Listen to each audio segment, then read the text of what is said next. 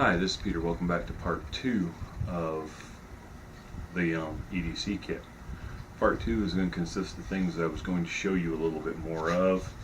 Um, Obviously I haven't packed everything back up yet, but it's things I was going to show you a little bit more of that I didn't show you in the first video because it would take a little bit too much time. Alright, we're going to break out my water kit here. And I call this my water kit because it's for water. Now yes, it's contained in a black sock. This sock does multiple things. If I wet it down while it's around the water bottle here, it'll cool the water bottle off. It also serves as a filter for gathering water, a pre-filter for gathering water. It's not a purifying filter. Okay. Let me get this off so I can get the stuff out of here. Okay. As you can see, it's an Nalgene plastic bottle inside a stainless cup. Stainless cup has not been used, obvious by the label still on it. It's an 18-ounce Ozark Trail cup. It's stainless, has a handle. You set this into a fire, water will boil. It's a no-brainer.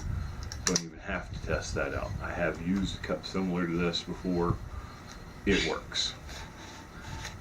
Alright, I'm going to pull my bottle out. First thing you notice is it's wrapped around with aluminum foil. This aluminum foil can wrap around fish or whatever to be cooked.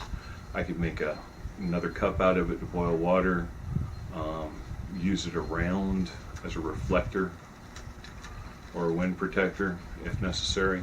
Use it around the fire, around the cup, whatever. Have a koozie on it from the state parks. Wet the koozie down. It will also work to keep this a little bit cooler.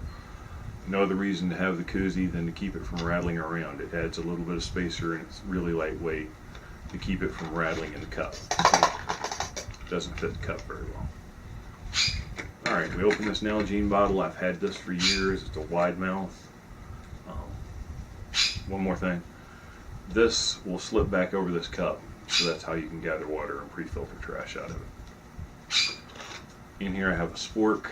This was also given to me by the state parks, so I decided to throw it in this kit. Let me get everything else out of here, if it will come. So that way I can talk about it. Alright. Now the way I'm going to purify my water is I'm going to boil it. Thus I have a cigarette lighter. Another cigarette lighter. I believe in cigarette lighters. It also keeps this one waterproofed completely. Now once of course I have water in here, I would need to put the rest of the stuff in the bag or in my pocket, which is not a problem.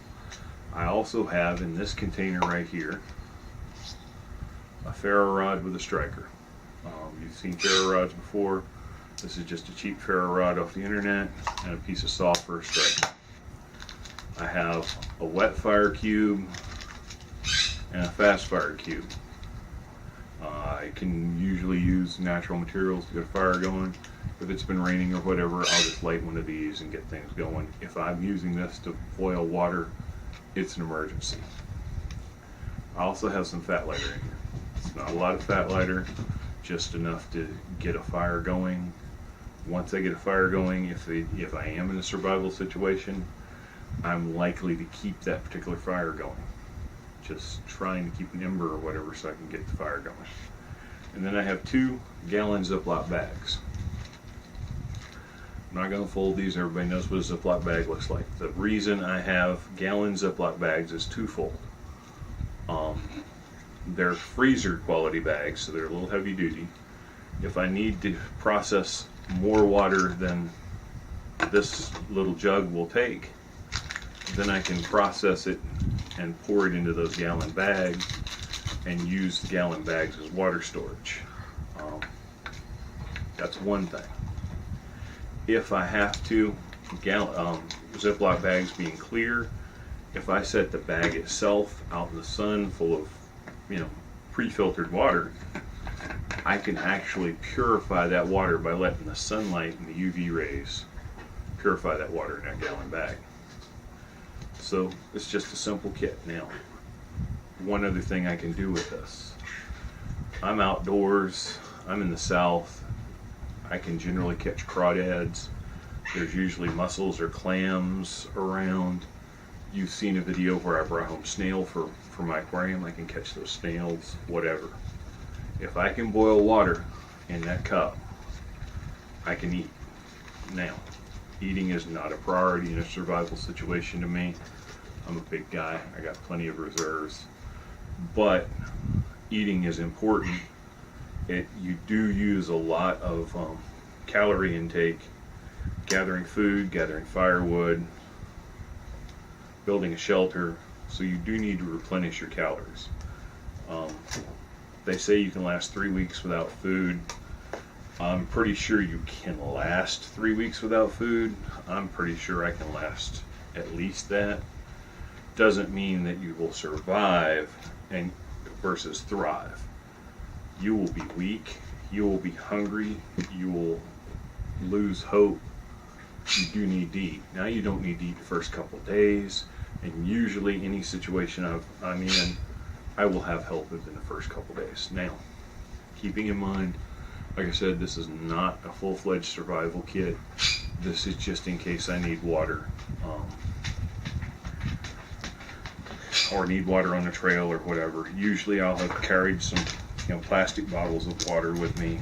I could fill up this water bottle, put everything in the bag and fill up this water bottle.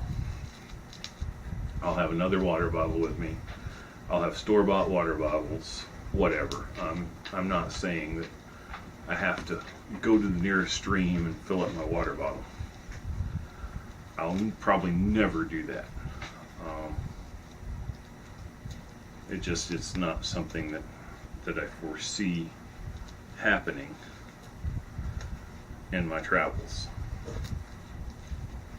I will probably have filled this water bottle in advance, or carry another water bottle, which is a good thing of that. Also keep in mind, in both our vehicles we have a get home kit, survival kit, whatever you want to call it, that is a lot more comprehensive, so I don't worry so much about that. Going to do a separate video on the other part of this, so there'll be 3 parts to this. It'll be the fishing kit, so it can deserve a separate video. Thank you for watching. Hope you enjoyed it.